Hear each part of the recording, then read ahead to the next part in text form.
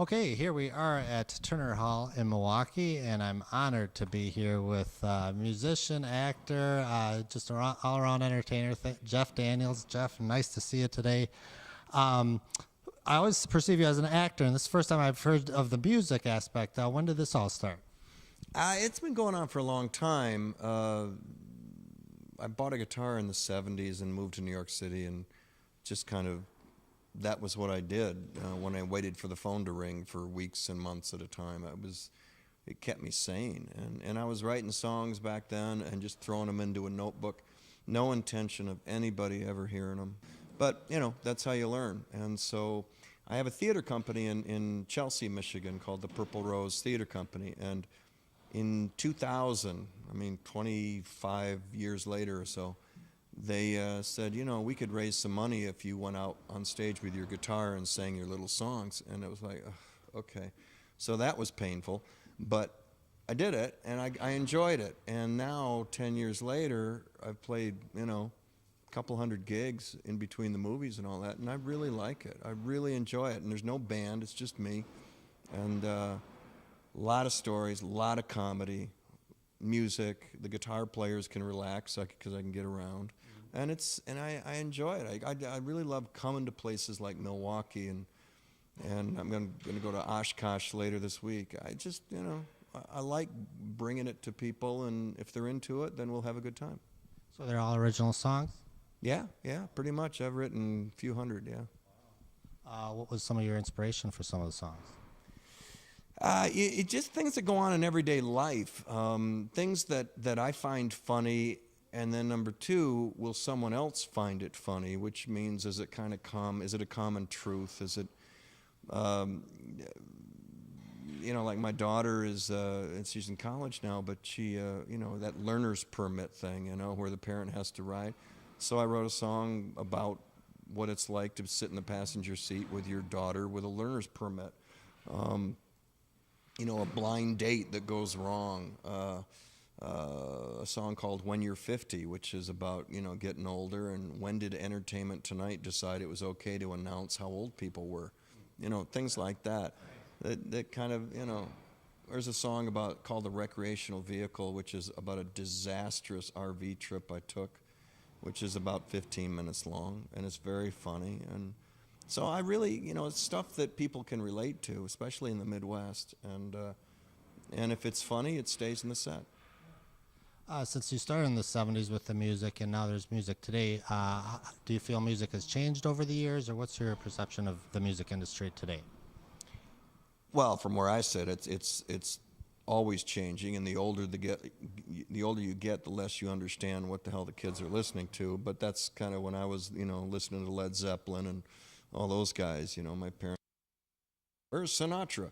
So, but I think at the end of the day, and I think that's why, whether it's folk music or a guy with a guitar telling a story, we all want story, and we want stories. And it's in the phrase "once upon a time." It's in when two guys walked into a bar. That's a story. And so we'll always want that. So if you can walk out with a guitar, in my case, like Arlo Guthrie does, or Stevie Goodman did, or Utah Phillips did, guys like that could sit with a guitar and hold you for a whole board. It wasn't Michael, row your boat ashore, or Kumbaya. It was actually really good storytelling. Then I'm interested in that. And I think we will always be interested in that, and I think there will be a place for it in the music industry. Can we talk a little bit more about your theater company? What is it again, and when did it start? The Purple Rose Theater Company. It's in Chelsea, Michigan, right near Ann Arbor, and we're 20 years old this season. For a nonprofit theater, as Milwaukee knows, that's an achievement. And so we're still there, and we do a lot of new work, mostly new work. This season we've got 4 new plays by Michigan playwrights, all of the plays set in Michigan, which was kind of my intention when I started it. I occasionally will do an American classic, but I want who's writing what and when can we produce it. That's what I'm interested in. And so that's what we've been doing, and the audiences are coming. The Purple Rose, I remember The Purple Rose of Carol, which is a very great movie. How was it working with Woody Allen? It was great. Woody's one of the best we've got and have ever had in American film. And I was 30 at the time, and to get a chance to be in this movie, and then you get the script and you realize it's not one but two leading roles with Mia Farrow. You know, try not to screw this one up, I think, was my little mantra on the front of my forehead as I went to work every day. And you've been in in blockbusters and independent films. What do you look? And they've been great movies and great scripts. What do you look for in a script when you choose a part? You look, especially now, you look for something that challenges you, that interests you. When you've done a lot of movies, I can't repeat myself, and I think that's one of the reasons I've created the range I have, from a Dumb and Dumber to a Gettysburg or a Squid and the Whale. I mean, in between all that are a lot of jobs and a lot of range, opportunities. So I try to pick things that I don't quite know how to do, or don't know I'm possibly going to pull it off. I know that I'll stay interested in that part throughout the whole play or the movie. So that's kind of what drives me now. It's the writing. One of my favorites was Arachnophobia. Was that true that you're scared of spiders on the set, or no? No, if that had been snakes, a movie about snakes, I'd still be in therapy. But spiders, I was okay, except for the last one. The one at the end of the movie was as big as, and they called it a Brazilian bird eater. And on Friday, at the end of the week, they'd throw a rat into its cage, and then on Monday, they'd take out the tail. That's how they fed it. That was my co-star the last 2 weeks of that movie.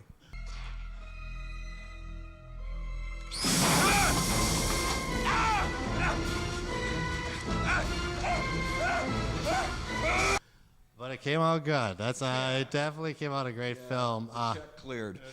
Right. Oh my God, they got the professor. Those successful movies, were you ever approached to do sequels, let's say for Dumb and Dumber or anything else? Jim Carrey is, of course, the key to doing anything else with Dumb and Dumber, and Jim has never wanted to do a sequel of anything. I think he did one with Ace Ventura, and it wasn't a great experience for him, I'm guessing. So I know they wanted him for The Mask, and he didn't want to do that. And up to now, he's said he's not interested. So, until he is, there won't be. Well, since you're an excellent musician, do you have CDs out as well? There's a CD, and we have 4 CDs, and the money I might make from the CDs goes to the Purple Rose Theater Company. So jeffdaniels.com you can download them just like you would on iTunes, and that's where all 4 of them are. And anything else on the website that we can look at? I drive an RV. I drive a bus. Last December of '09, I did like 6 or 8 dates up in the Upper Peninsula. And we took along a little video camera, and on the first night after the first gig, we got hit in the Upper Peninsula with a 22-inch snowstorm. I mean, it was horizontal snow, wind blowing, and here we are in a recreational vehicle trying to trudge our way through. So we did a 13-episode little webisodes, about 6 minutes long, of our trek through the Upper Peninsula from gig to gig, in an RV in a 22-inch snowstorm that closed Lake Superior State College and Northern Michigan College. Those places never close. Snow doesn't bother them.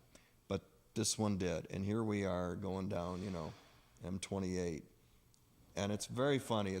I'm like this RV driver who is explaining to you how you can drive through a whiteout. And we're literally shooting me driving through a whiteout. And amongst other things. And we made a visit to the Stormy Cromer factory in Ironwood, Michigan. And so that's at the official Jeff Daniels channel on YouTube for those who are interested. With the success of Crazy Heart, do you ever think of maybe incorporating your music into a film? I've got something in the works that we're, negotiating on, so I can't talk about it. But yeah, I mean, part of it is, if you could create something, what would you want? What would I want to do the next 5 years? And I really love the music. I love the live performance. I love, if it all ended, if Hollywood called and said you're over, I'd be very happy doing this, very happy, because you're in complete creative control. There's no studio, there's no marketing, it's just me walking out there. I wrote it, I'm directing it, I'm performing it. And so I like that a lot. And if I can figure out a way to incorporate that, I will. I'm working on something, and maybe after the first of the year that'll come to pass, but we'll see. And the website once again? JeffDaniels.com. And then for the Purple Rose, is there a website for that? Or? PurpleRoseTheater.org, I believe. Good. Well, Jeff, we thank you so much for coming to the Milwaukee Turner Hall. You're an excellent musician and actor, and thank you very much for talking to us today. Appreciate it.